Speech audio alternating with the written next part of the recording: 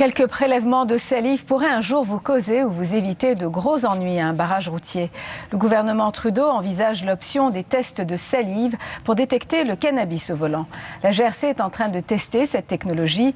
Les policiers au pays réclamaient un tel outil en prévision de la légalisation de la marijuana.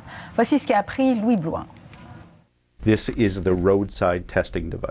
petit instrument pourrait changer le travail des policiers et la vie de ceux qui conduisent sous l'effet du cannabis, l'équivalent de l'alcotest, mais pour la drogue.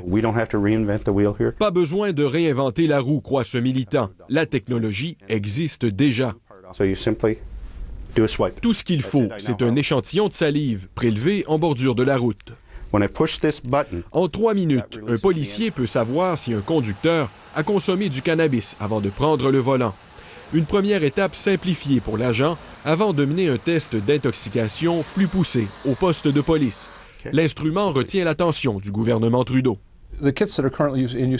Ils sont déjà utilisés en Europe, fait remarquer l'ancien chef de police de Toronto qui pilote le projet de légalisation de la marijuana au Canada. La GRC va bientôt tester sur le terrain 3 dispositifs. Bill Blair y voit un effet dissuasif et un moyen d'imposer des sanctions. Par exemple, la voiture pourrait être saisie et le permis de conduire suspendu sur le champ, explique-t-il. On n'est pas tout à fait là. Ottawa doit fixer un seuil d'intoxication pour déterminer quand un conducteur est dans un état dangereux. Quand on est accusé de façon criminelle, il faut que la science soit irréprochable. On ne peut pas créer un doute. Et dans le moment, il y a beaucoup de questions sur quel est le niveau d'intoxication chez les individus, parce que cette drogue-là affecte les gens de façon différente.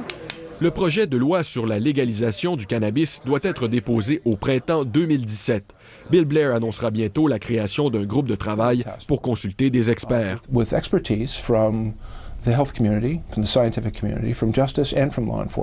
Un autre défi de taille attend le gouvernement Trudeau, celui de changer les mentalités et les croyances. Selon des sondages, beaucoup de conducteurs pensent que ce n'est pas dangereux de fumer et conduire.